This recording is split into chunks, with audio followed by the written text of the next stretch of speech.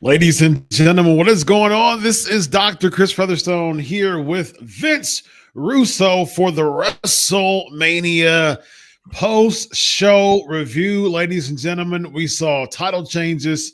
We saw a heel turn that was ruined by the fans and the theme song of the person. So we'll see how that goes. But of course, Vince Russo and I will get into the nooks and crannies. Of course, if you want your voice to be heard, I know that this is going to fill up very quick. So get your super chats in real quick. Hurry up. Get those in. Let's do this. I know that a lot of people have a lot of things to say about this WrestleMania. Good, bad, ugly, or indifferent. Vince Russo, what say ye, my friend? Doctor, this is me. After 4 hours, I did a live watch along on my Twitch for 4 hours. This is what I look like when the thing was over after 4. I made it through, bro. I had one pee-pee break, but I made it through, Dr. Chris. I got my notes. I watched it all, man. Very nice. Great job, man. Great job.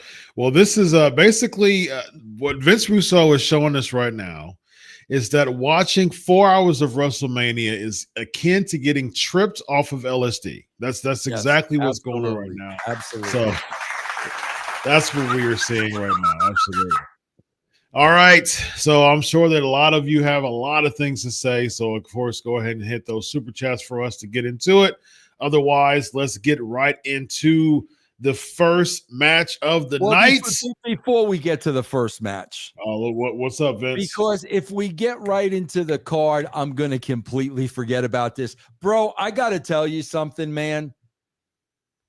Bro, this is getting to the point of being freaking ridiculous. Bro, Triple H got to get over himself. Bro, I swear to God, Triple H is getting to the point now of like being obnoxious. Like you're looking at this guy and you're like, bro, is this dude an ego? Like seriously, bro, last night at the Hall of Fame, from what I understood, Triple H spoke for an hour. Oh, did he? Yeah. Then Triple H comes out to open the show. Then Triple H gives himself a special entrance with the Hall of Famers, then proceeds to spit the water. Brother, get over yourself. I swear to God. And then people used to, oh, Vince, you put yourself on TV. You put a belt on yourself. Are you freaking kidding me, bro? If Triple H put himself over anymore, bro, I could not believe you had all those Hall of Famers out there, including Austin and Bret Hart. And, bro, dare I say, Austin had a bigger career than Triple H, without a shadow of a doubt. And dare I say, Bret Hart's career was probably just as successful as Triple H. But Triple H gets the bro. See, when you're in the business, bro, you've got to know how Austin and Bret Hart are feeling standing up there, because you've got to know how they're feeling. Bro, enough with Triple H, man. Bro, seriously, take a seat in the back of the room. You talk about self-glorification, brother. Take a hiatus, go on vacation, do something, man. Then you're spitting the water like it's 30 years ago. Bro, he's spitting the water on his own suit. Yes, indeed. Yeah, I don't know anything about all the other things. I didn't watch the Hall of Fame or anything. The only thing that I will advocate for Triple H is that the headliner of the Hall of Famers usually do get the elaborated entrance or elaborated. And then what else? What else, Dr. Chris? Again, I don't know about anything else. He's gonna go. He's gonna go open the post press conference. The first one. The Triple H. Bro, really, man. He's getting more, bro. I swear to God, he's getting more obnoxious, I think, than Tony Khan, man. You think so? Oh my God, bro, too much, brother. Take a back seat, man. Wow. Well, we shall see. Especially speaking of backseat, looks like Gunther has taken the backseat in the World Championship picture, as Jey Uso has now become the WWE champion. Before I give it over to you, and super chats are coming in, so go ahead, continue to fill those up, and we're going to definitely, what we're going to do is we're going to get through the card, and we're going to really dedicate a lot of our time to these super chats, because I know that a lot of you have a lot of things to say tonight. So instead of really kind of skipping it and things like that, of course, super chats will give you more opportunities to talk about what you have to say, because I know that you have a lot to say. So we're going to get through the card, and then we're going to really dedicate. So keep filling those super chats up, and we're going to really dedicate the last part of the show to really, really get into what you have to say, because that's what we're going to make this a lot of fans' choice. We're going to make this a lot of fan friendly tonight, because this is the biggest night of the year, and I know that a lot of you have a lot of things to say. So we're going to do that. So when it comes to Jey Uso, before I toss it over to you, Vince, I want to ask you, I want to put this in kind of as a lead into what I want to ask you. So we talked about this before when it comes to Jimmy Uso and Ludwig Kaiser. I mentioned like both of them should have been involved in this match just to add some layers to it, because we saw Jimmy Uso be basically massacred by Gunther. Did it feel a little odd to you that neither of them were involved, and then Jimmy Uso did appear, and then it was at the end of the match to celebrate with Jey Uso? Chris, if there is one word I can put on this entire evening, I mean one word, and bro, I am talking about every single match from start to finish. Bro, the predictability of every single one of these matches. You knew. I mean, bro, and bro, not only did you knew months ago. Okay, bro, we were talking months ago. The very first interview, they set the stage that Jey Uso had never beaten Gunther. Okay, so Jey goes over in the Royal Rumble. We tell the story he's never beaten Gunther. Bro, he's beaten Gunther. Like it's that simple. There's no mystery. It's just a matter of how long is the match going to be and what's the finish going to be. Bro, you go to the main event. Paul Heyman was already with Punk. Paul Heyman was already with Roman. There's one guy Paul Heyman was never with. You just go up and down this entire card, bro. Bro, they put the belt on LA Knight, never did anything with them.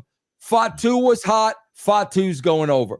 Put the belts on the Viking Raiders. Never did anything with them. The New Day's are heels. The New Day's are going over. We've got Charlotte and Tiffy time. Charlotte had her time in the spotlight. It is Tiffy time's time. Like everything was just so darn predictable. And again, bro, it's like when you go to the Attitude Era, like it was always,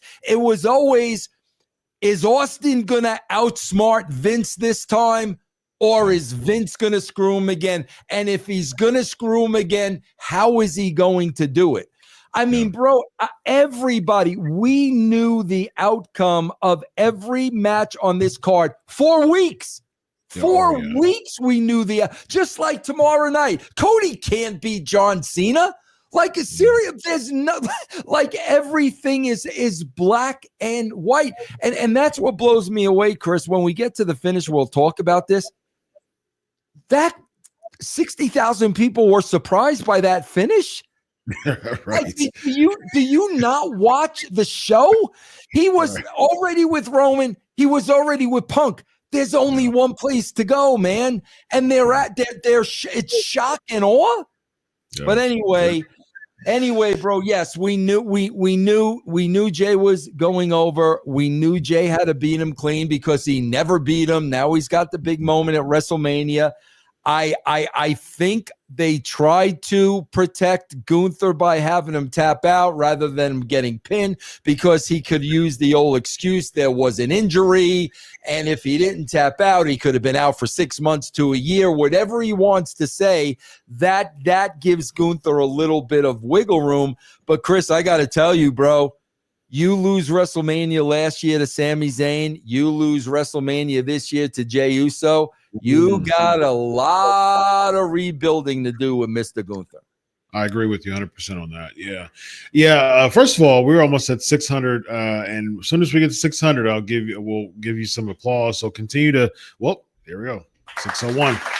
So we are already at 601. So continue to share and share and share. Let's get to 4 figures tonight, man. We're 10 minutes in and over 600 in right now. So you said you got to eat. How about that?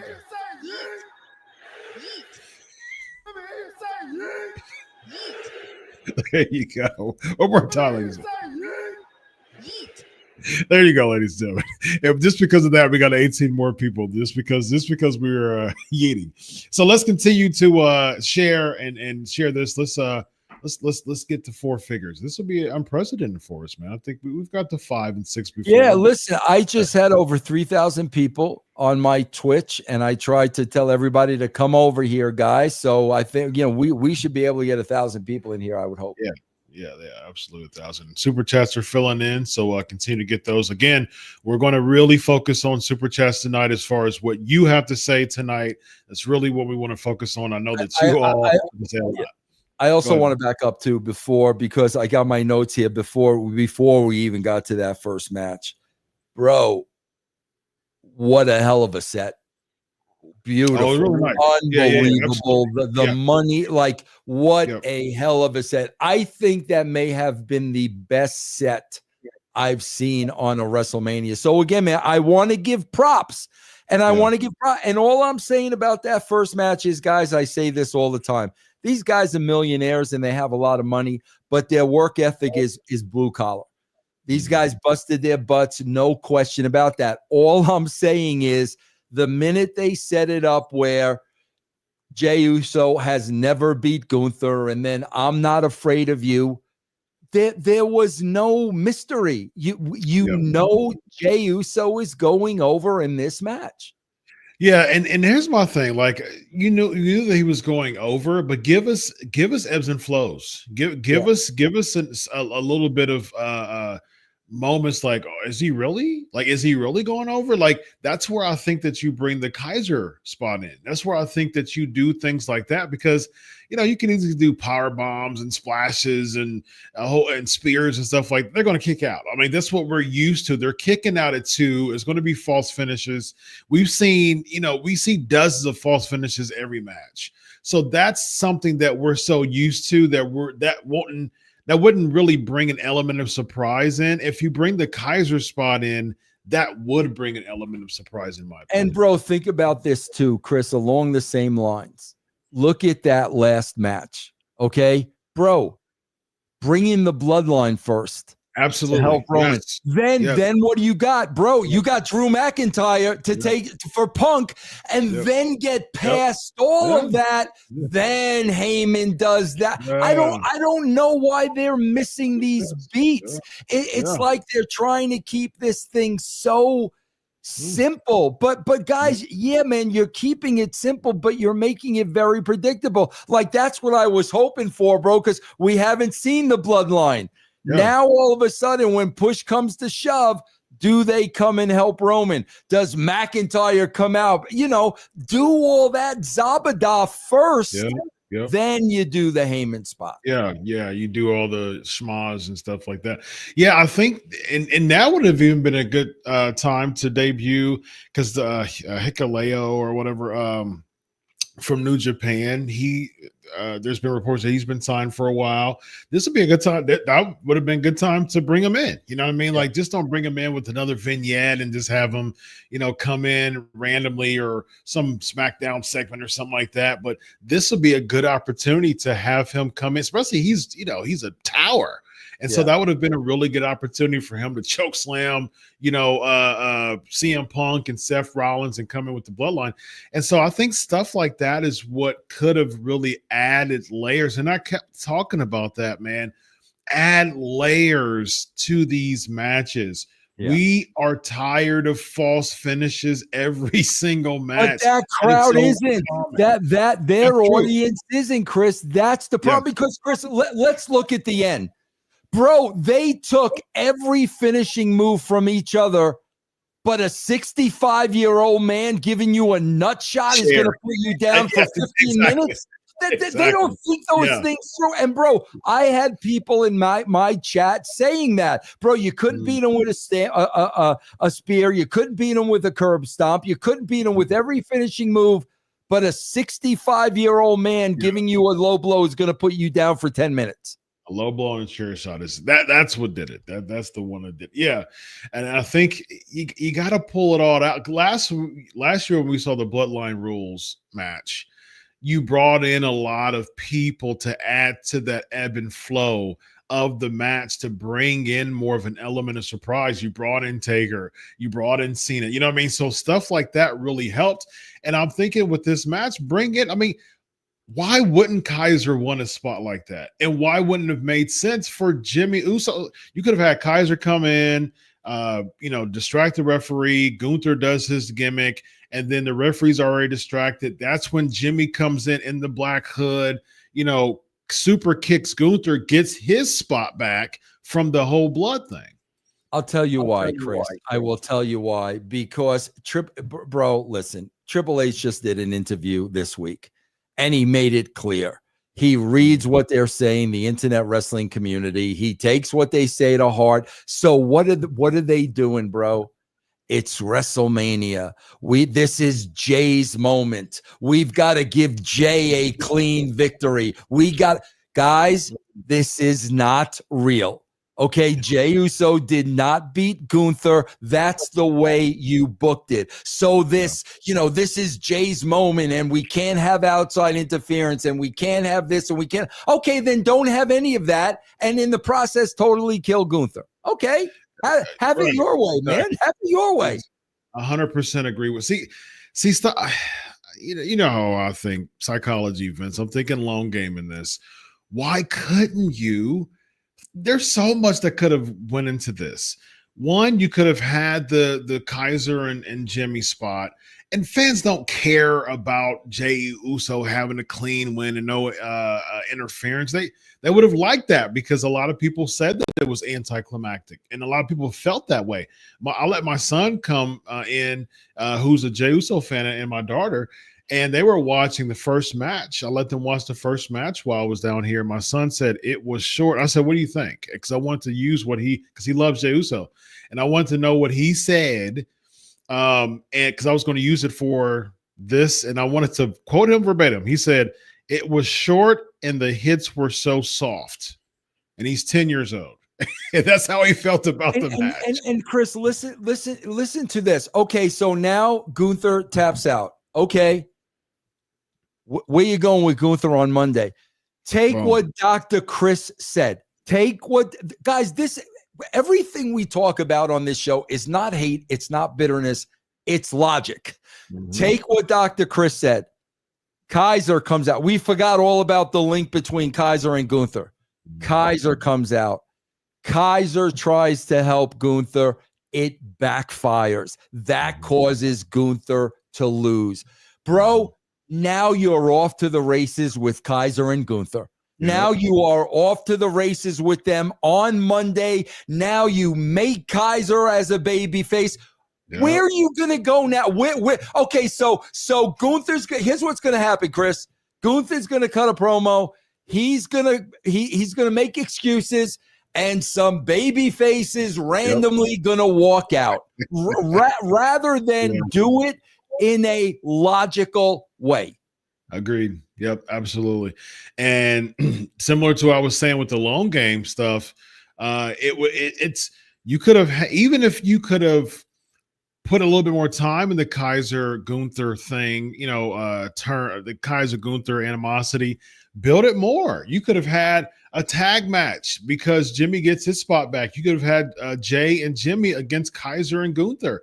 And then you could have had animosity to cause Gunther, to lose the match in Kaiser. And then Gunther, basically obliterates, Kaiser. And there you are off to the races with a Kaiser and a Gunther feud going into someone like a SummerSlam. Give Kaiser an opportunity because you keep making him and pigeonholing him in these heel spots over and over again. It's just not working with him right now. I'm with you, Doctor. And he's a talent, bro. This guy gets it. He's a talent. He is worth investing the time in. Missed 100%. Opportunity because we need a clean finish and we got to give Jay his moment so everybody can do the yeet. Okay, bro. And we killed Gunther after trying to build him for how long? Exactly. Yep. Let's see here. Got some super chats again. We got new members too. So thank y'all. Appreciate that. So keep it going. Again, we're going to dedicate the super chats to the end so we can really make it your forum. There's a lot of discussions over the past week about internets and forums and things like that. We're going to give you an opportunity to say what you have to say tonight, because I know, as we see by the super chats right now, there's a lot of opinions about tonight's show. So let's go on to the New Day versus the War Raiders. This was very predictable, man. What do you got on this, Vince? Chris, how many times? I'll use the first one that comes to mind. I'm just using that as an example because the first one comes to my mind, Nakamura. Mm-hmm. How many times do you put a belt on somebody? Guys, when you put a belt on somebody, once they have that belt, now you must elevate them. That's why you put the belt on them, because they're here. Now they're going to go here. Okay, bro, look at who the Nakamura. They did the same thing with Nakamura. I think, I don't even remember, bro, if the Motor City Machine Guns won the belts. I think they did. Same thing. Motor City Machine Guns win the belts. Same thing here. Yeah. War Raiders win the belts. All these people, bro, that win these belts, they never use these belts to elevate these people. You had the belts on the War Raiders. You did nothing with the War Raiders, right? So whatsoever. So now you're going to take the belts off of them, Chris, and they're right back where they started. I don't know why it is so difficult for this company to get people over, man. Yeah, absolutely. I'm gonna give y'all 700 round of applause. We are actually approaching 800 right now, so keep it sharing and keep man, there you go. We get a yeet clip and everything, ladies and gentlemen. We're close to 800 live right now, so be sure to continue to share on YouTube, share on Twitter, repost, do all that stuff. Let's get to 4 figures tonight, and we're a little over 20 minutes in, almost 800. So thank you for your continued support. Again, super chats are filling in. It's clear that y'all have a lot to say about tonight. We're going to give you the opportunity to say what you got to say. Of course, we're going to give our commentary on what you have to say too. So it's going to be a lot of fun, as already is. You've got the first 2 matches out of the gate flat, bro. That first match is supposed to get the crowd hot. That's why, bro, with TNA, you start with an X Division match, you start with a cruiserweight match, you get the fans hot. We started with these 2 matches, bro, and we had a very, very flat crowd. Yeah. And the New Orleans crowd, I was like, is it new? The Vegas crowd, I'm like, what is it about the first few matches that just wasn't hitting for people? Toward the end, the last match people were really into. There was 2 matches that people were really into, but I'm like, is it the Vegas crowd? Is it the they're so exhausted from the ticket sales that they don't even want to be involved in it anymore because they're so tired of it? Is it people who are like more of the bougie crowd that are just there because, and you got more of the hardcore crowds, near the nosebleeds? Like, what is going on with this crowd? I got to tell you something. I had somebody in my chat said one of their relatives was at the show. And the person at the show said the crowd looked dead because like they physically looked dead. They physically looked tired. Bro, think about this for a second, Chris. That Hall of Fame went on till the middle of the night. All the other festivities, everything, you're sucking everything out of the people. That's why, bro, I'm going to go back to my first WrestleMania 10. There was a fan fest on Saturday and WrestleMania on Sunday. Bro, they've been running nonstop. Bro, and now you get to WrestleMania, these freaking people are exhausted, bro. Oh yeah, absolutely. Did you see what made the socials the past night and into the day? A bunch of screenshots of people actually sleeping during Triple H's speech, no less. No disrespect, but yeah. Yeah, they showed Booker, they showed Bailey, they showed who was it? Bailey was just, like she was struggling. Booker was asleep. Bischoff. They showed like at least a half of, like it started to get more and more people that were sharing screenshots, and I saw at least a half a dozen people. Man, it was hilarious, man. They were out of it. They're completely out of it. If you think about it, dude, like it's what 2 o'clock in the morning, 1 o'clock in the morning at this point. I think it was. Bro, I think that Hall of Fame ended later than that yesterday. Did it really? Bro. Oh my God, yeah, bro! It didn't start till about 10 o'clock my time, Mountain time. Yeah. If you're watching that on the East Coast, bro, it's starting at midnight. Yeah, that's right. That's right. Because I think it said it started at midnight Eastern. Yeah. Based on the list of like time zones they were talking about, and so I didn't watch it. How long was it? Oh, bro, are you asking me if I watched it, Chris? No, I didn't ask if you watched it. I asked you how long was it based on what you know? There was some people saying that it went on till 3 a.m. Oh wow! So 3 hours, 3 a.m. So you're up till 3 a.m. listening to people talk for 3 hours, and that's the reason why people are dozing off. And then I hear people tell me that I'm bitter because they don't call me back. Oh yeah, bro, I would love nothing better than to be sitting through Triple H talking for an hour at 3 a.m. Are you kidding? I would have definitely screenshot Vince Russo taking a snoozer. No, you would screenshot Vince Russo, yeah, and popping pills, bro, to put myself out of my misery. Oh please, man, he would have made the screenshot. Bro, that sounds like torture to me. Man, yeah. It was torture to Booker T and everywhere.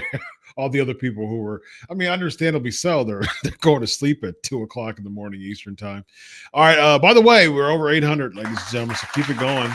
We are approaching one step closer to 900, less than half an hour in, y'all. We're almost we're approaching 900, over 800 right now. So continue, and more super chats are coming in. We're going to do those. And so thank you so much for your continued support. Be sure to sub if you haven't yet on the Sportskeeda Wrestle Binge and also the Sportskeeda Wrestling YouTube channels, and also the Wrestle Room YouTube channels. We got all kinds of YouTube channels for you tonight, ladies and gentlemen, to be a part of as far as the Sportskeeda. We've got a network now. We've got a Sportskeeda network, basically. Unbelievable. With all the channels that we have, man, and great content every single channel that we have. All right, so we got Jade Cargill and Naomi. There was some stat that this was the first non-title women's match since long time ago, almost 20 years ago. What do you think? How do you think this turned out? Bro, I'm gonna make a prediction. All right. Jade Cargill is not going to be around for long, bro. Yeah, and I am a fan of Jade Cargill. I think Jade looks like $1 million. No question about it. She looks like a star. Bro, she ain't getting it in that ring. She's not getting it. And now, for as long as she's been doing it, now you're going to have people saying, if she hasn't gotten it by now, bro, there was one spot where she literally, this is WrestleMania now, and she was literally waiting there for 15 minutes, like in the corner for Naomi. It was so bad that if you noticed it, bro, Barrett had to cover her on color. Yep. That's how bad it was. And there were so many spots, bro, where she looked like a deer in the headlights, man. Like, am I in the right? Like, and you could, you could tell in her mind, she's trying to remember all these spots. And when that happens, guys, you lose the emotion. You lose the emotion. Now you look like, and bro, these are wrestlers. Triple H is a wrestler. These are wrestlers you're talking about. When they start seeing stuff like that, bro, and you've been there as long as she has, there's going to come a time when somebody's going to say, bro, she's not going to get it. Yeah. And it's sad to say, Vince, man, but I can't disagree with you when it comes to that, honestly, because, and it's tough because I've met Jade, I've interviewed Jade, just a sweetheart of a person, man. And I really wish the best for her. But at the end of the day, a job's a job, man. I mean, and that's the, that's the tough part of this business. A job is a job, and either you're performing or you're not. And I think, she has the advantage. Clearly, she has the work ethic when it comes to, athleticism, because she's an absolute freak of nature. And that's giving her more leeway to have more grace toward her, to hope that she can kind of, fill in, that gap. But I mean, man, it just still sloppy, still botchy, and it's just like, it's just not. Bro, you know what I would do with her if I was there? What I would do with her, bro, is I would pair her with a male veteran. Okay. That they're with her all the time, teaching her, because bro, her working within the girls, and bro, listen, I'm watching these shows. I really get the feeling that a lot of these girls do not get along. And guys, I'm going to tell you, outside of the TNA locker room that I was in, TNA was a different animal. But when I was at WWE and WCW, I can tell you the female locker room, there's a lot of cattiness. Women tend to not get along as good as the men. Why? I can't tell you. I have no idea why, but I saw it. And when I'm looking at this division and these girls working, it just looks like there's a lot of personal issues. And that's why, if you want to get her over, bro, take her out of the women, put her with a veteran guy, put her in a China role. Put her in a role like that with a freaking bro. Put her in Drew McIntyre, whoever. Put her in there with a male veteran guy that is going to school her nonstop every step of the way. Yeah, I like it. I mean, I think that's best for her. I think that's, again, if they see so much in her and they want her to fill in that role of being such an impressive, aesthetically impressive person, you gotta not put her in these marquee spots, man. This is a one-on-one marquee spot at WrestleMania. You got to do everything that you possibly can to not look so sloppy. And I think that it's like, when do we get to the point of saying, oh, Jade's still improving? Oh, Jade's like, when do we stop saying that? And when do we get to the point of like, okay, Jade, come on now. Like it's already long enough. And Chris, I do want to say this too, okay? Because you found out this week, I told you months ago, okay, that Drew was supposed to win the chamber, okay? And Triple H just told us Drew was supposed to win the chamber, but too many people found out. Now, the same person who told me Drew was supposed to win the chamber, think about this for a second, Chris. This is why people watch this show. The same person that told me that Drew was supposed to win the chamber also told me Bianca Belair and Jade did not get along. And that was the reason why they broke them up in the first place. So now I don't know if Bianca and Naomi are really friends. I don't know how good of friends they are. But the story was that Bianca and Jade were not getting along, and that's why they put her through the car and split them up, and then she was with Naomi. So, bro, this is what I'm looking at because I was in this business. If Naomi and Bianca are really friends, Chris, I got to tell you, I'm watching that match tonight, and to me, it did not look like Naomi was really trying to help her. Really? I'm sorry, bro. It did not look to me like Naomi was really trying to help her. And that's why I'm telling you guys, there's a lot of cattiness. There's a lot of jealousy, especially when it comes to the women. Get her away from the women. Get her away from the women and put her with a guy. Yeah. I gotta give Naomi props, man. I think it would have got much worse if she wasn't with someone like a Naomi. I think Naomi did a really good job with not making Jade look as bad as she could have, because there was a couple of those spots that, because Naomi's been doing this for so long, she was able to pick it up real quick, and just like the jump type of bulldog gimmick that they did. There was a couple other spots that they did that you could tell if it was somebody who was still green or is good but doesn't have that veteran sense, like a Tiffany Stratton, good but doesn't have the veteran sense yet to just pick up things. Naomi, she's both. She's good and she has a veteran sense. And it seems like she really wanted to make Jade look as good as she possibly can, which is, she saved her a few times doing that match, man. So I got to give it to Naomi and give her props for what she did to that match. She made it look as good as she could have. At least that's what I thought. So let's see here. We have Jacob Fatu and LA Knight, new United States champ. What do you think about this, Vince? I actually thought this was the best match of the night, in my opinion. I mean, it was crystal clear. Guys, we are now 1, 2, 3, 4 matches in. And Chris, there was a spot in this match, and I wrote it down, where they finally got the crowd. You heard the crowd for the first time. We're 4 matches in, bro, and you heard the crowd for the first time. So they definitely got the crowd. Bro, again, man, it's you put the belt on LA Knight, and he's just in that mid-card, slot. Yeah. And, I listen, I would have put the belt on Fatu too. The people are with Fatu. But again, very, very, very predictable. It's like you almost knew they put the belt on LA Knight just so Fatu could take it off him. You could see that the way it was set up.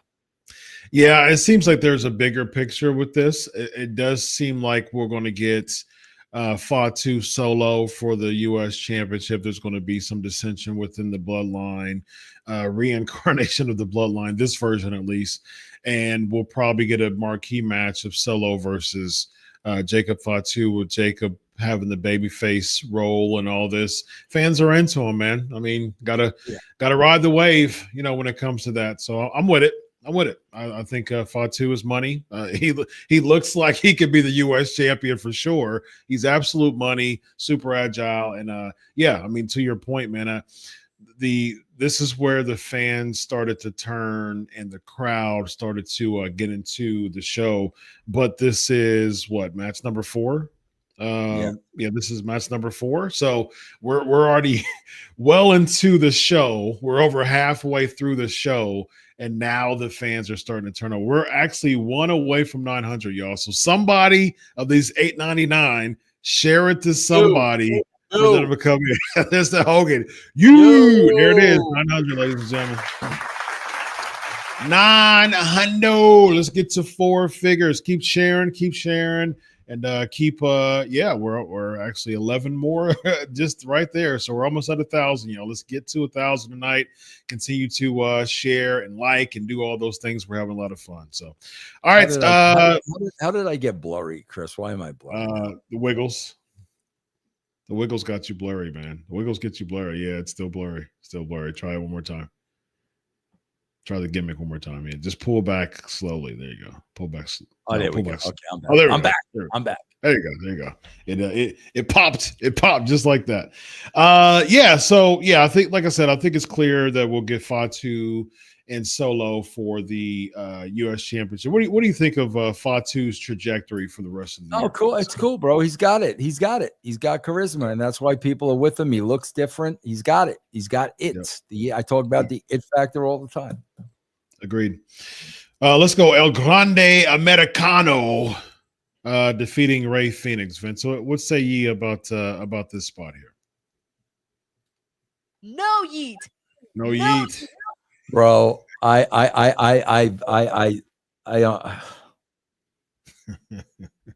when Michael Cole's trying to say that the plate in the head effed up Rey Fenix's ankle. Think about that, bro. Think about how the guy's got a plate in his head. Think about how hard he would have to hit you in the ankle to injure.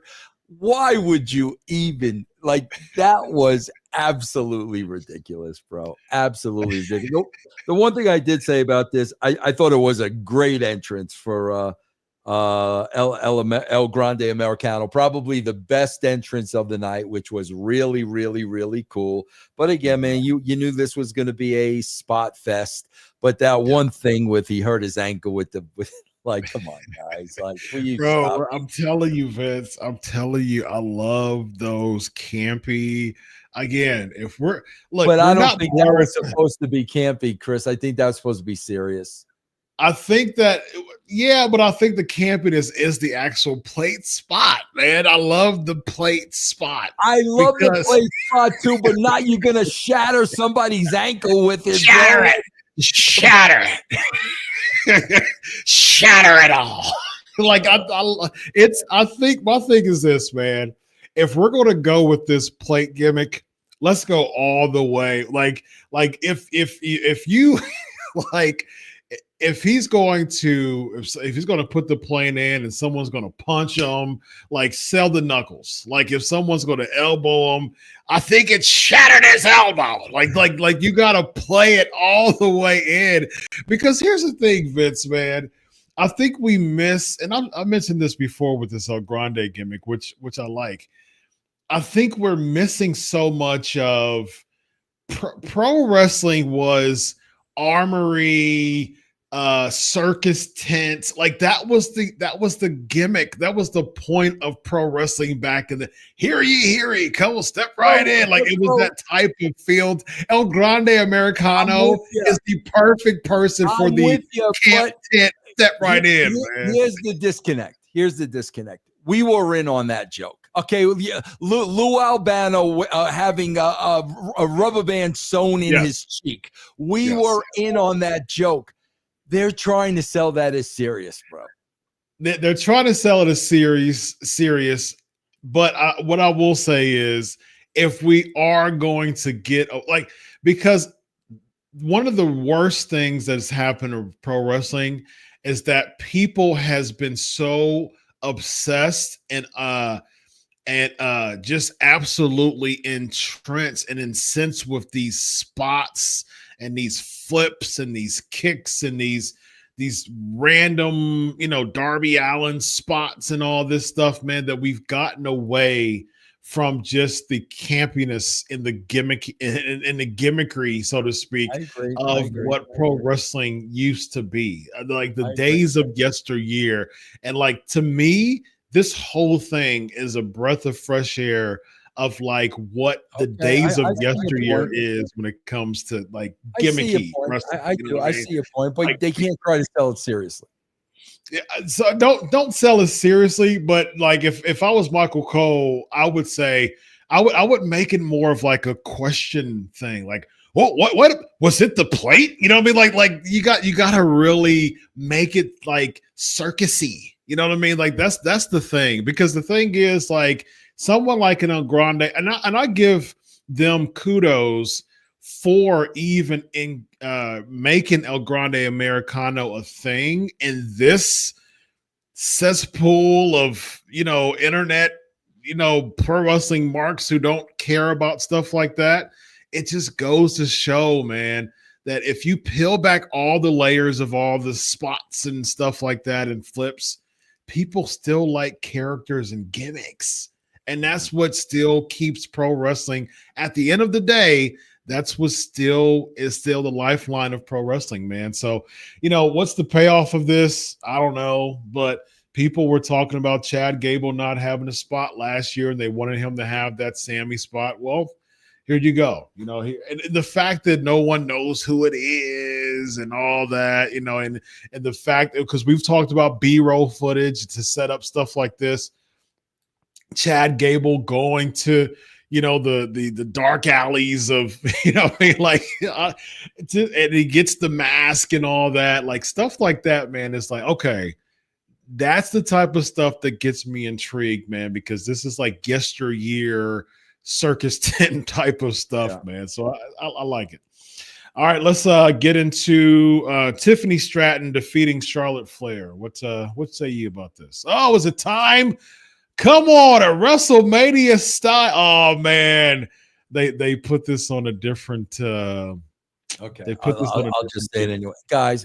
I could give you Joey though. Let's do Joey. As a matter of fact, let's do Joey. I want Joey. Yeah, let's do Joey. I got to change the gimmick real quick. Let's do Joey real quick. All right, let's bring out Joey. I gotta find Joey. Joey's probably asleep. I'll play clips for you while you find Joey. Okay. Hold on. All right, yeah, here we go. I got him. Ready. Here we go. Joey. Time out, Joey. Time out, Joey. Guys,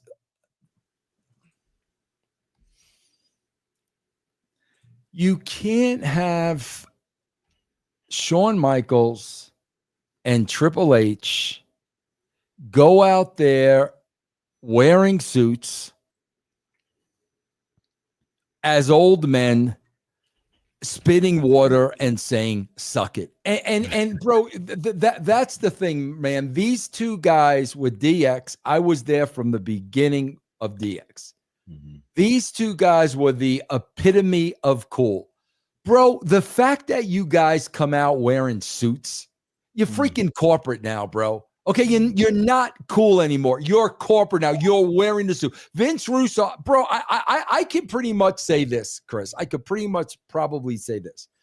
From this time in my life till the day I die, I will never, ever, ever be in another suit. I can say that. And I definitely will not be buried in a suit. Guys, you're corporate. You're wearing suits. So Shawn trying to say suck it and Triple H spitting the water, stop it. Stop it. You look like freaking idiots. You're either Office or you're either DX. You can't be a hybrid of both. Stop it. Stop. It's stupid and it's freaking ridiculous. You're corporate. You're wearing suits. You answer to the man. You're both sold out. You're not DX. You haven't been for a long time. Stop it. What do you think the alternative should have been, as far as just announcing? Do you think that he should have been the DS gear? I don't think he should have announced it at all. First of all, that's self-glorification. Okay, Michael Cole can say that during the show. He could say during the broadcast, we sold out, blah, blah, blah, blah, blah. That's all this. That's all that. Gotcha. I wonder why there wasn't a host for this year. I don't know. That wouldn't have been a bad idea. Yeah, the host should have announced it. Yeah. I think that would have been a good idea. Yeah. There's tons of people in Vegas. I mean, come on now. There's the magicians and everything that could have been Vegas hosts. All right, let's get to Stratton and Flair. What do you think about that? Yeah, again, very, very cool. Oh, John kissing Triple H. What do you think about that? I got a message asking you. What do you think about that? When did he kiss him? It must have been at the Hall of Fame, and I did not see that, bro. I didn't see. Oh, there was a clip of it. I don't remember what. Okay, I guess it was the Hall of Fame. So I'm not. Yeah, whatever. Again, Tiffany, very cool entrance. Here's what I did not understand. Of all the color gear you have to choose from, why are you guys wearing the same color? The same one, yeah. That was so bizarre. And it's like, it's not like it was black. It was like it was a very specific baby blue and pink, very specific. Why are you guys wearing the same? I don't understand this. Bro, this was the crowd was definitely into it. The women worked their asses off. But, bro, this was sloppy in a lot of spots. It was clear Charlotte was working with her like that. I'm talking about the punching and whatnot, even though Tiffany did get her tooth messed up. You know, she did get her tooth, but you could see Charlotte was working with her. But, bro, it's like it just gets to the point where there's so much rolling and so much flipping. And Chris, it seems like it's always 50-50 whether that's going to be clean or not. And when it's clean, it looks great. And when it's not clean, it looks like a cluster. Yeah. And there was just a lot in this match tonight that I thought was just very, very sloppy. Yeah, I wasn't with this match, man. I just it just really felt like there's a couple things that bothered me in this match. One was the fact that I'm not a fan of champions coming out first. What's that about? Yeah, I don't like that. It didn't make any sense to me. Like, if this is Tiffy time, like, make it be Tiffy time. Like, let her come out. Like, it just seems like Charlotte was up. Like, every year Charlotte has an elaborate WrestleMania entrance. I don't have any issue with that. I mean, she's a Flair. She's well established. She's Charlotte Flair. Her whole gimmick is about being elaborate. I don't have any issue with that whatsoever. So making an elaborate entrance, this was an elaborate entrance. That's fine. But if she's coming out first with an elaborate entrance, that's making her look big. And if you beat someone who looks big, it makes you look better. And so the very fact that Tiffany Stratton is coming out first and Charlotte is upstaging her by her entrance, that didn't really that didn't make Tiffy look good. And if the point of view of making Tiffy look good, like, go all out with making Tiffy look good. That was one thing. The second thing is there were a few times, man, throughout the match that Charlotte looked like she sandbagged Tiffany Stratton. And I wasn't a fan of that either. There was a couple of spots that I noticed that she wouldn't allow her to pick her up. She wasn't really going with it. She was trying to turn her over, and Tiffany Stratton, like, she punched her. She did the forearm gimmick just to reset it, and she went in the corner because Charlotte was trying to maneuver her and stuff like that. I wasn't a big fan of that.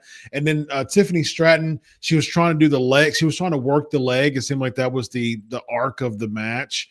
And Charlotte, she was like handstanding, and I was like, and then she ended up popping up after she was trying to smash her leg. Charlotte just pops up, and I mean, it's like, come on, man. I mean, Charlotte's been notorious for having those just kind of jab, just kind of those jab moments within matches and segments and stuff.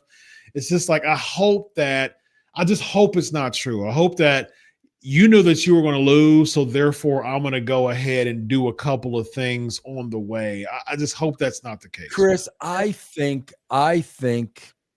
this is an old-timey thing.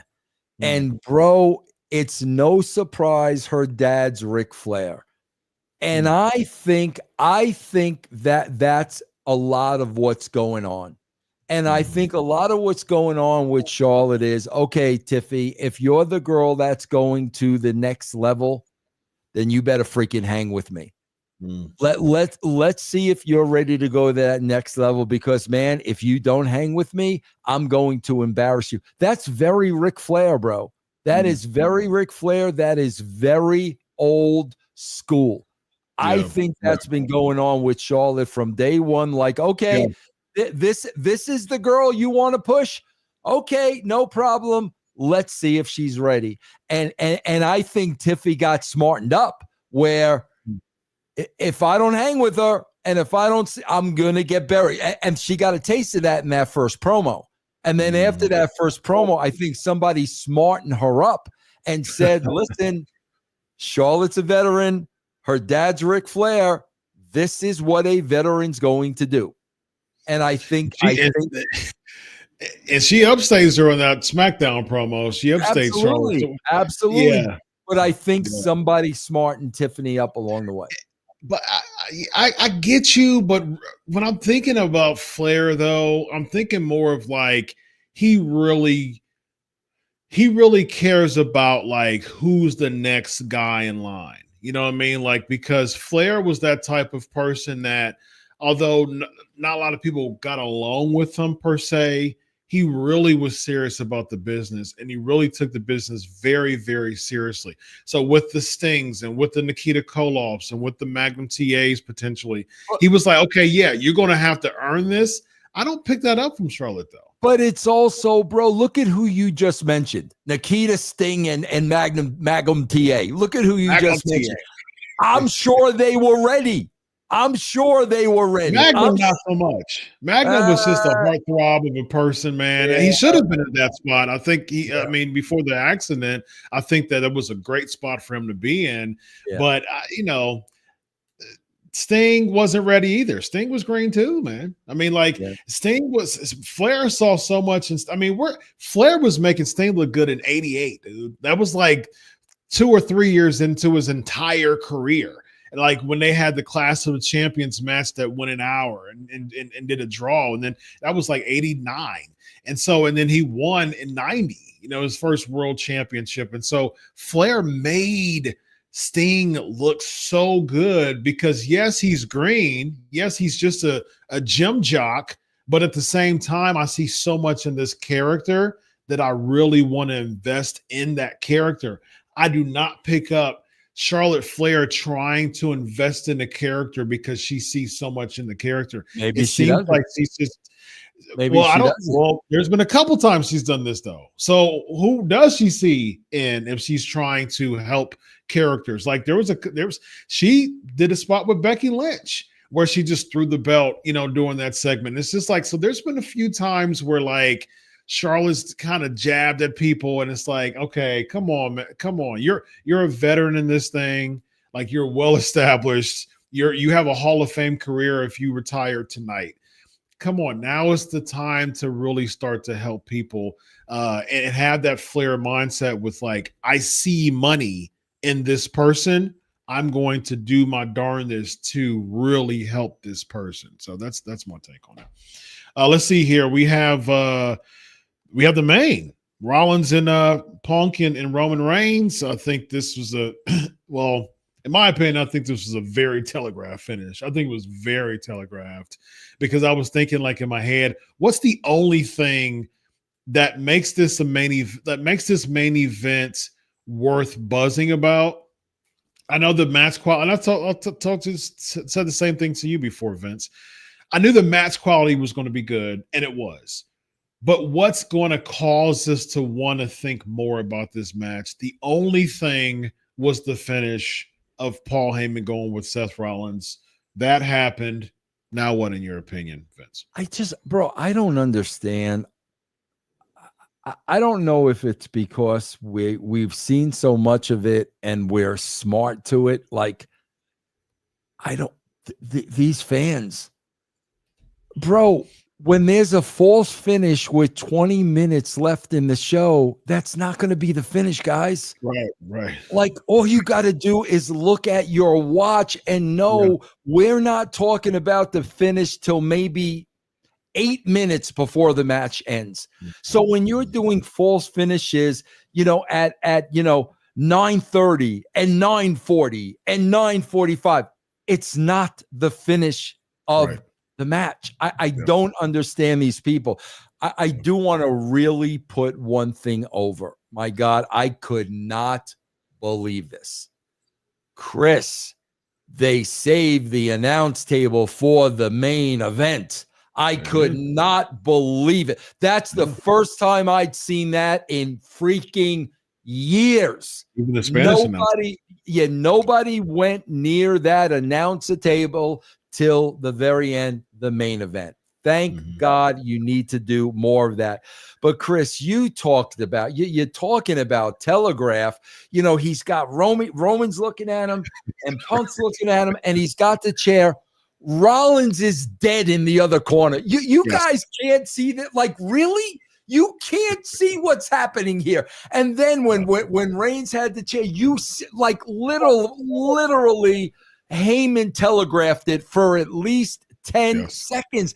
And these people are like, oh, they got the crowds. I swear to God, bro, I'm watching these crowd shots and I'm saying to myself, bro, did they stick $100 bill in these people's pockets? Because how did They're plants. They're all plants. I'm telling you, like, how could you not possibly see any of this coming? Like, seriously, bro? It was completely telegraphed, man. By the way, y'all, we are literally 66 people away from 1,000. So come on, y'all. Let's now 65. So come on, y'all. Let's get 1,000 tonight, man. We're so close. We're so close. We got Vince has got some yeet clips for you. So yeah, man, we're so close. Go ahead and hit that repost, that retweet.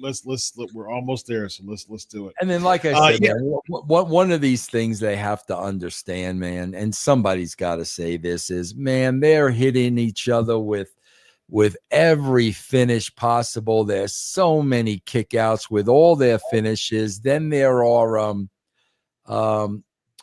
choke outs and submission holds and all this shit. And it takes a 400-pound, 65-year-old man ball shot to lay you out. Come on, guys. Somebody in the room's got to bring that up, man. Yeah. I agree with you, man. It would just I saw the angles, like when he was doing the chair, gimmick, tribal chief. Okay. Gave it to Punk. I said, I knew it. Like I knew that he was going to do a shot in the nuts. I knew it. And so soon as he got the shot gimmick, he kind of sauntered back a little bit. And I said, okay, here comes the shot. Boom. There's the shot. Okay. Now they're bringing it. Like, first of all, why is Heyman in there the entire, for that long anyways, right? Because clearly something's going to happen if Heyman literally is in there for that long in the main event match. Something's going to happen, right? You're my tribal chief. Okay, hands on the chair. Okay, does the gimmick. Then guess what? He starts to slowly make his way and angle his way as he was about to do the gimmick. And I said, guys, I was looking at the crowd. I'm like, you don't notice the fact that he's going behind him right now and he's waiting for him to hit him in the chair right now. And then, Chris, what have you heard since you're a little child? Bro, the heat is not on Seth Rollins. The heat is on Paul Heyman. So now CM Punk's going to have a match with Heyman. Right, Roman Reigns is going to have a match with Heyman. The heat ain't on Rollins. The heat is on Heyman. Why are you putting the heat on the manager, bro? He's going to wrestle these people. But Paul Heyman can't even take a bump. At least, Heenan could take a bump when it was Albano could take a bump. Blassie could take a bump. We saw freaking Paul on the pie face. Mm-hmm. The heat's with the manager, bro. There's no heat on Rollins. Agreed. I agreed, man. And it's like, I mean, what about Rollins and Heyman is exciting? I mean, prove me wrong, but I don't see anything personally. And then secondly, it's like the fans just ruined the heel turn. Like the live crowd absolutely obliterated a heel turn. And you gotta be creative back there. Like, shut up. Like shut up, fans. And but instead, this is supposed to, and this is the reason why crowds hijacking matches and promos. This is the reason why pro wrestling is so unattractive to the crowd outside of the wrestling bubble because of stuff like this. Because you have fans ruining a heel turn right now by doing a sing-along as someone's turning heel. You got the face with Heyman, heel. Michael Cole is almost suffocating trying to sell this thing. Oh my! And guess what? Bro, fans were just singing along. And bro, Michael Cole with the saying something like 3 times. Bro, look at me. You will never be JR. Never. You can live to 200 years old, bro. You will never be JR. And when you say it 3 times, we know you're trying to be like JR, and you got people at home saying, Michael, you'll never be like Jey. Why do you do that, bro? Why do you do that? And bro, I swear to God. So Chris, this is what I talk about, and I don't care, bro. Like, get your lawyer. I'm critiquing a show. I am critiquing a show. Okay, ask your lawyer how the Hogan lawsuit went, bro. I always say how I believe the character Paul Heyman is so overrated, because you know what you're going to get now? Chris, I promise you, you're going to get this on Monday. Yes, my visionary. Yes, my revolution. No. Bro, yeah, you're going to get that for the next year. Yes, my visionary. Yeah, what is it? Yes, my revolutionary.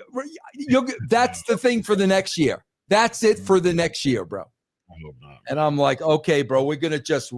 And then and then you know what the next thing is, bro. I guarantee you. You know what the next step is?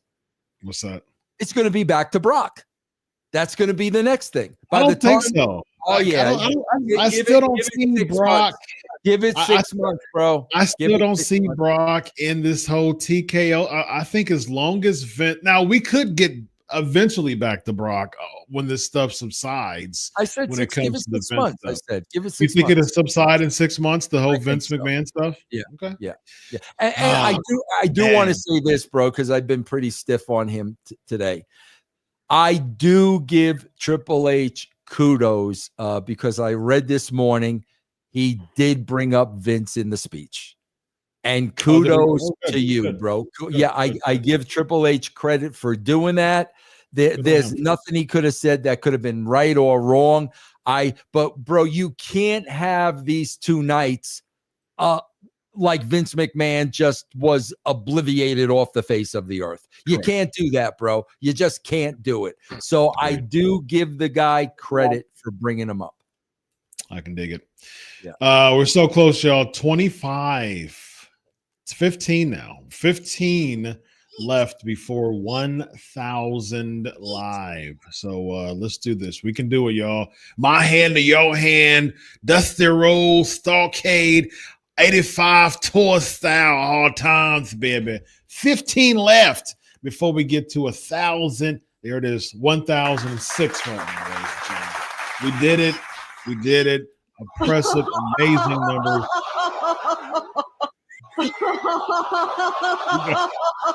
All right. Can we start the super chat? Bro, you're going to have us on here for 4 hours tonight. Let's get to the super chats, Doctor. Wow, that's what I was about to go to, man. I was trying to. I got a giant game. I got to take a dump. Let's get to the super chats, bro. I was trying to get to our milestone number, Vince. This is great. So we made it. And we got through the matches, so we were able to do it. Young Reckless, ladies and gentlemen, U2 199. U2, I told you Paul was going to trade on Punk at WrestleMania 41. I think everybody did. Young Reckless. Let's be honest with, bro. I think everybody. There was no other way to go. What other way are you going to go? He's going to help Punk win. Then what? Agreed. Yeah. Clip Saeed 199. Why does WWE always book the obvious finish? What do you think about that? That's a great question, Cliffside, because I guess that's the easiest way and that's the simplest way, and not a lot of thought has to be put into it, I would assume. Yeah. Keep it simple, stupid, right, Chris? Keep it simple, stupid. Kiss method, yep. Lazaro 199. Fans flip tomorrow, boo Cody and cheer Cena. I can definitely see that happen. Bro, did you watch SmackDown last night? No, but I heard that there was some booing for Cody. Not some, a lot. Was a lot. Really? Bro, Cena went first and Cena ate him up. And then when Cody said something, the fans booed. Wow. Yes. Here we go. I wonder if it's going to cause some creative moments to shake a little bit. Michael Pasolano 199. No Luger on stage or mention of Koloff or Kamala. You know, I heard, bro, and I hope he is okay, Michael. I heard that Luger he got sick at WrestleCon. I heard that he was sick and he was not feeling well. I don't know why there wasn't a mention of Koloff or Kamala. That is not right on any level to me. Well, I don't think they mentioned Legacy Wing inductees in that. Oh, is that what they are? The Legacy Wing? Is that what they are? Made the Legacy. They made the Legacy. Because I was going to say they could have had like Koloff's wife or something, or they could have had Koloff's wife come out and spit water. Or they could have. Well, yeah, she could have spit water. Yeah, that would have done it right there. The city, bro. I swear to God, they give him the grand answer. And bro, if you guys go back and watch that, look at the look on Brett and Austin's face. Look at the look of the face. And Chris, he comes out and he's got the bottle in his hand. And I'm like, no. Yes, he did. He's going to do it. He's going to do it. All right, what's next? All right, let's get into it. I hope Lex is okay. I heard Lex was feeling under the weather, Michael. Yeah, I hope so too. Isaac, $5. Why does Peacock run ads instead of pre-match packages? I don't watch weekly, so I need to see those packages. Ended up watching a private stream. Because don't you have to pay more money not to get those ads, Chris? Yeah. You got to pay more money if you don't want the ads, bro. You got to pay. You got to fork it over, Isaac. That's right, man. Got to pay the big bucks. We got Tyler, $5. Explain the nerve to give Brett and Austin less than 10 minutes for their introduction, and Triple H gets well over an hour. Trash. Tyler, that's what really rubbed me the wrong way. Do not stand there and tell me Triple H was a bigger star than Austin and Brett. Don't do it, bro. That's what really rubbed me the wrong way. And that's why go back and look at Brett and Austin. You think those guys were happy? Unfortunately, they can't say nothing because of the position Triple H is in. But I'm going to go back to Vince once again. That would have never happened on Vince's dime. We got Matt Chilson became a new YouTube member, so thank you so much for that. Vince has got a clip for that. There we go. They got to eat for you. Also got Jeremy 23 as a new YouTube member. What say you on that one too? Yeah, absolutely. We got Jason 999. They just gave away the ending for the main event tomorrow by have Austin out here tonight. Now we know he'll back Cody when Rock shows. I disagree. I disagree with you, Jason. I think it's the complete opposite. I think having Austin out there tonight, he won't be there tomorrow. Yeah, I think it's the complete opposite, Jason, because I know Austin. And I'm telling you, bro, I think Austin would be the first one to say, if I go out there the night before, it's going to kill the surprise. Yep. I could be totally wrong, Jason, but I don't think I am. We got Isaac, $2. How hard did Hollywood yeet when Jey? You're going to find out. There you go. Very nice. Just yeet. Just a yeeting away, ladies and gentlemen. We got George Dominguez, $4.99. How long are they expecting people to believe Americano was in Chad Gable and nothing really stopped out and made you gasp? Felt like a Raw episode. See, bro, that was the whole thing, man. When everybody knew Owen was the Blue Blazer, then Owen went out of his way to convince people he wasn't the Blue Blazer. Then there wasn't Owen and the Blue Blazer were in the same place. So he knew everybody was on to him. Now he's going, that's the campy part of it, Chris. Now he's going out of his way, but they haven't done anything like that yet. Maybe they will. They did that with Gable in the beginning when they had him handcuffed. Well, yeah, they had him, they accosted him and they were like, we saw it in the background. I saw. Yeah. Let's see here. We have Jeremy 23, $2. Vince, thank you for all you did when WWE was good. Oh, that's very nice, Jeremy. Thank you very much. I appreciate that, bro. Indeed. WG 199. Did you guys notice Tiffy's teeth was knocked out? Yeah. Yes, it was. Yes, I did. Yep. Bro, those girls, man. That's the thing too, man. Like, I think we forget how tough these female wrestlers are, bro. You know, bro, if I get my tooth knocked out, I am crying to my wife for the next 2 weeks, bro. And Tiffany's standing there with her tooth knocked out, like not phased. Bro, these girls are tough, man. Absolutely, man. Let's see here. We have visual $2. Walrus gets shine at the end. How about a Joey? You want a timeout for Heyman getting a gimmick? Yeah, I mean, hey, you paid $2, man. Let's give you Let's give you your Joey. Here we go, ladies and gentlemen. Joey. So let me find it. Here we go, Joey. Time out, Joey. Time out, Joey. There you go. You get your gimmick with that. All right.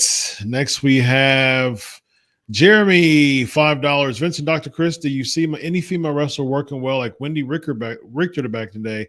I love your podcast. Thanks for your support, Jeremy. Really, greatly appreciate it, man. Working well like Wendy Richter. Say that fast 5 times in a row. What do you think, Vince?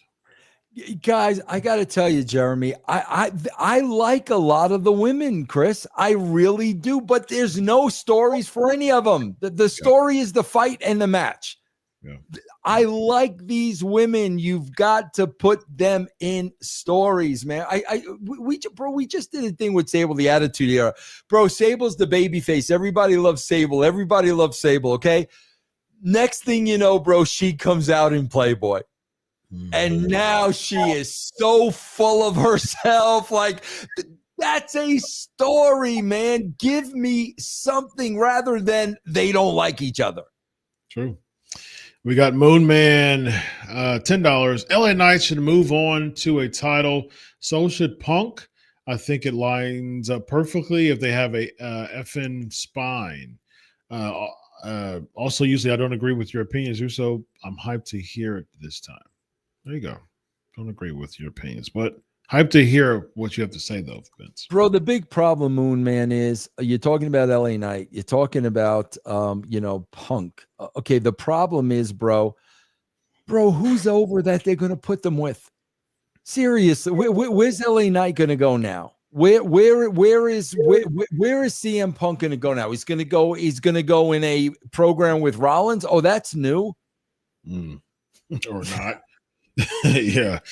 I think it seems like they're probably going to do something.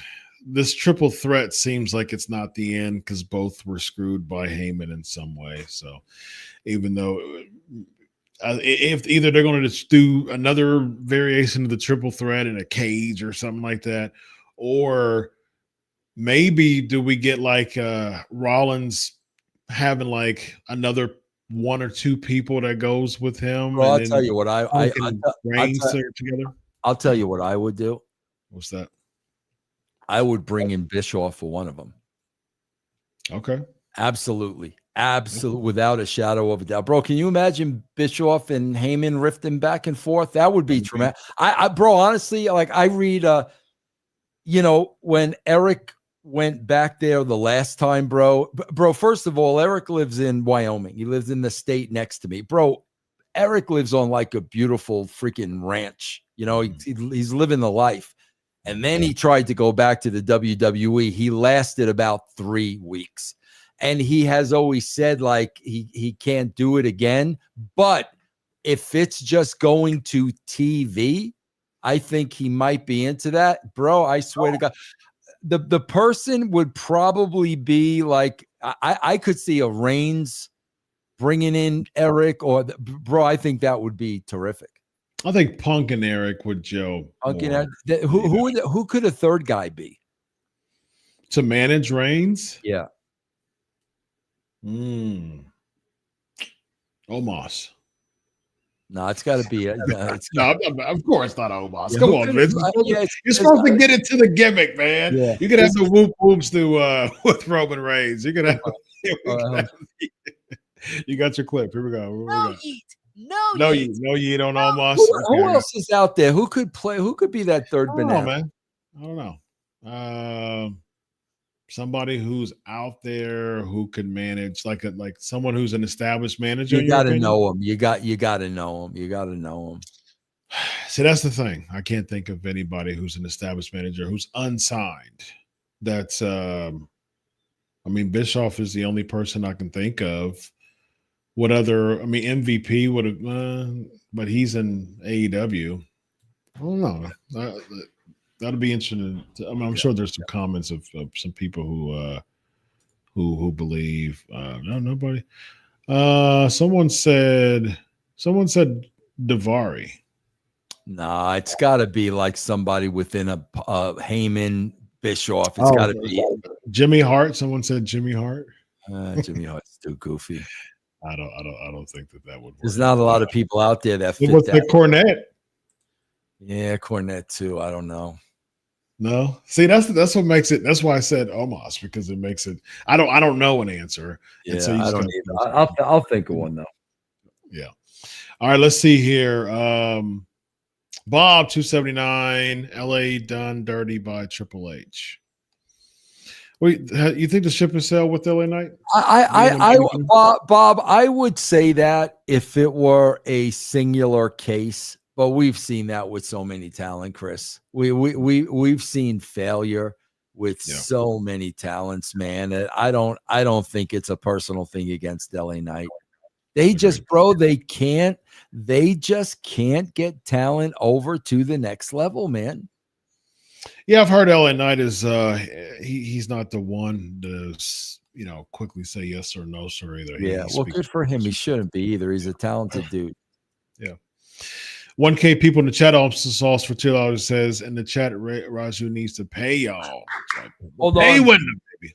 Yeet, yeet, yeet, yeet, yeet. All right, go ahead, Chris. What's next? Chris, we're going to be here till 3 in the morning. One more yeet. Come on, Vince. One more yeets out there. Go on, give it to me. We're going to be here longer than the Hall of Fame, bro. Let's go. What's next, What's next? We got Matt.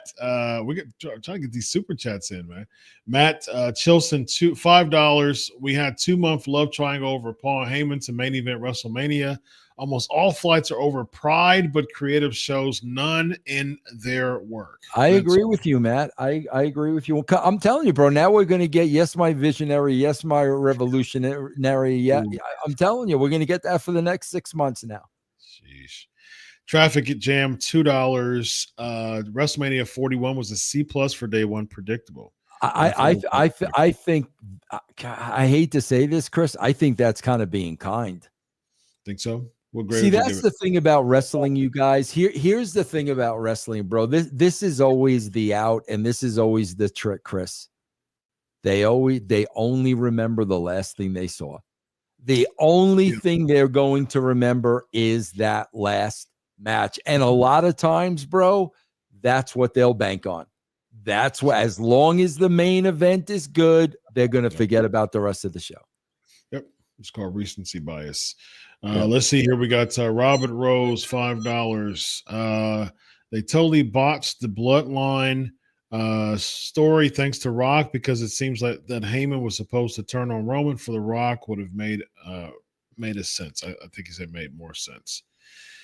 I guess made more sense than the Seth gimmick, but yeah. I don't know. I don't know if the Rock would have needed a Heyman. Is that what you're saying? I can't see Heyman with Rock. I can't see Rock with anybody. I would say maybe a new version of the bloodline. Like, he's corporate now, so he's like a corporate shill, perhaps. They could have.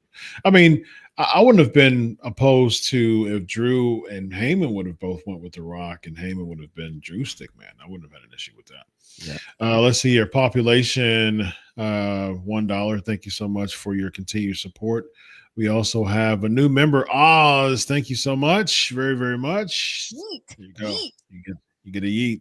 We got Mode Waziku 100. Did you guys know Triple H in his 2-hour speech made zero mention of The Rock? Felt bizarre to me. I can't believe Moed sat through Triple H's 2-hour speech, bro. Like, who is sitting through a 2-hour Triple H speech? Like, seriously, man. Yeah. We got Matt, $5. Pastor here in Colorado. Yeah, Matt, where are you in Colorado, Matt? Nice. There you go. You got that's wonderful, man. Yeah, let us know where you are. Thank you very much for that, and happy Easter to you, my man. Young Reckless 199. Gunther, LA, and Drew, if you lose, they're finished over. Chris, you did not talk about Seth Rollins in the white outfit under the white hot light with the thorn sunglasses, bro. I did not talk about that. Yeah, I missed out on that fashion. Well, you know what he was. No. What's tomorrow? Well, today now and here Easter's is Easter. Yeah, that's what he was doing. Interesting. Yeah. Huh. Yeah, I didn't notice that nuance. I didn't really see him. I saw the black at first, and then black at first. Yep. Yeah, interesting pickup there, Vince. We got Southside Reggie. What do you guys think of heel Seth as WWE champion? Next year's main event of Mania versus young babyface Royal Rumble winner Braun Breaker if they elevate him properly over the next year. Oh, they'd have a lot to do, Southside. That they would have a lot to do. I mean, Chris. I mean, I don't see how I wouldn't really be interested in that story unless it's really riveting. Give me a really, really riveting story, perhaps something dealing with Heyman trying to make Breaker his guy or something like that. That wouldn't even really be riveting to me. But it seems like that would be the only thing that would probably do. Yeah. I wouldn't really be interested in that. Let's see here. Mod Wazi Q200. The first time I was invested in a female storyline was Sacrifice 2008, where beautiful people got massive heat when Roxy had her head shaved and the crowd chanted, "Fire Russo." Yeah, baby. I remember when Roxy had a. I thought that she was very promising. I liked her. She was good. Yeah, I liked her. Population $2. Third person to manager reigns. That is not bad.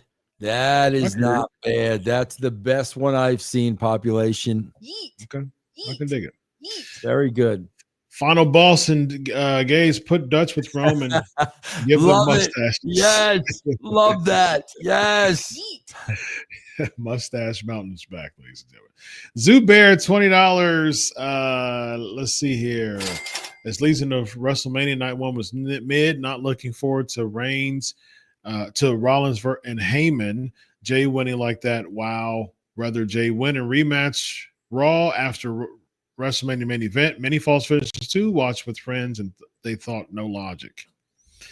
Yeah, a lot of times, man, these the friends who just come in for WrestleMania. Those are the good focus groups, man. Yes, sure. You guys, it's an eye-opening experience when you watch a wrestling show with people that don't watch wrestling.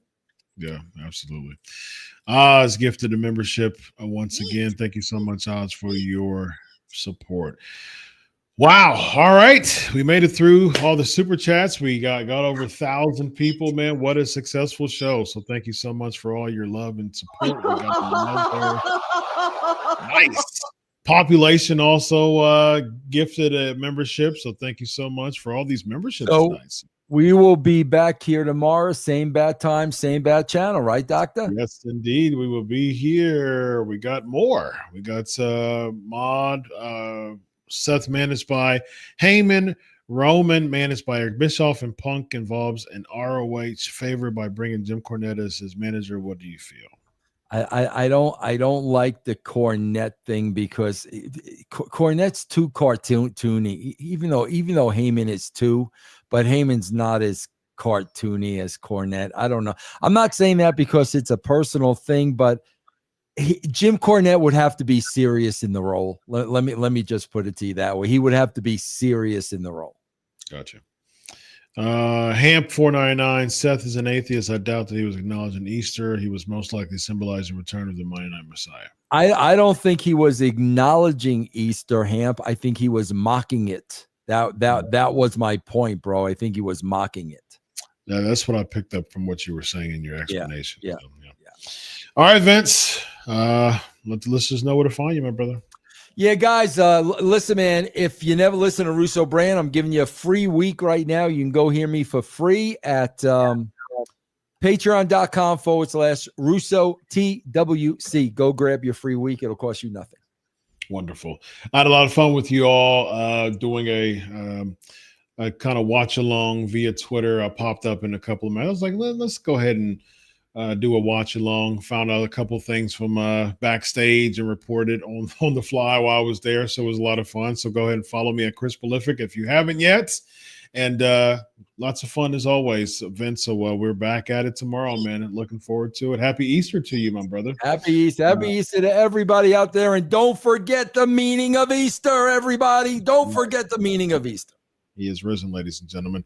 This guy right here is Vince Russo. Yeah, we're used to doing the other side. I'm Dr. Chris. This is the WrestleMania post-show review. Have a good night, everybody. Yeet, so long.